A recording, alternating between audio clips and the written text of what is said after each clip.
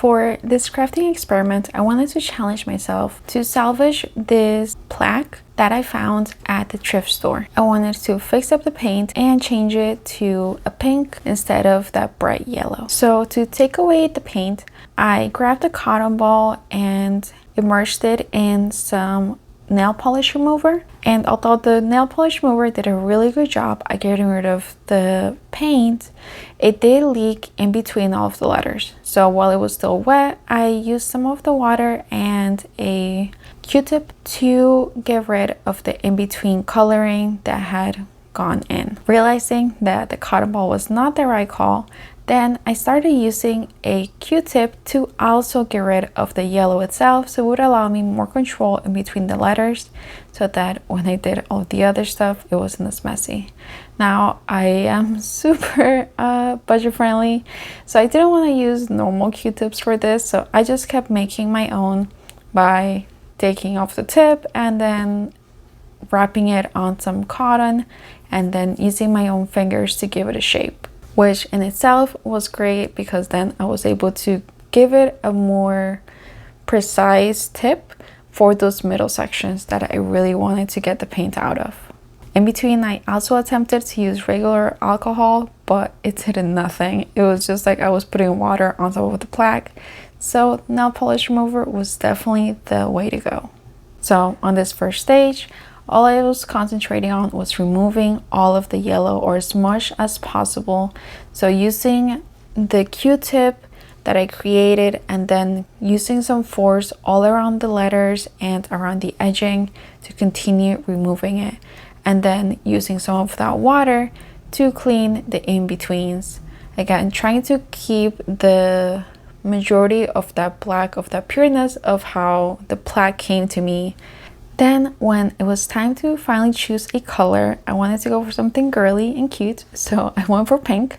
And the pink initially was a little too light for me, so I added a dab of red with a little bit more of the light pink so it wouldn't be super dark, and it really turned into a dark, almost like a hot pink color once it dried out. But the key to painting these was layering the paint. So as I continued painting, then it allowed me to go darker and darker, but really the first coat of the paint, it was acting as a sort of primer. And as I was just doing that first layer, I realized I would need something to help me get rid of any paint that might go in places that it wasn't supposed to, so then making the letters unreadable. So I took my nail filer and wrapped some cotton again on it to get rid of any paint that got in between the letters, and just wedging it back and forth whenever I made any mistakes. And then I just kept on layering the paint. It took about 4 layers for the color to really start popping out and to have that 3D effect that I was looking for, that some of the original letters already had.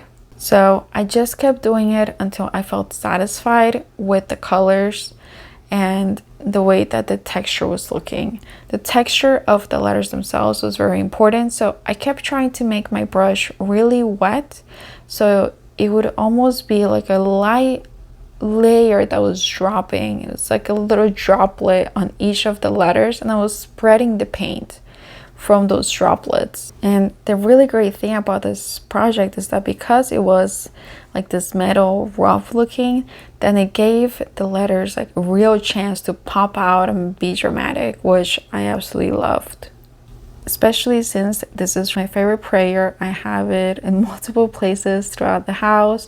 I'm constantly thinking of it because I am a perfectionist. So being able to upcycle this sign and make it my own was absolutely a really happy accomplishment for me.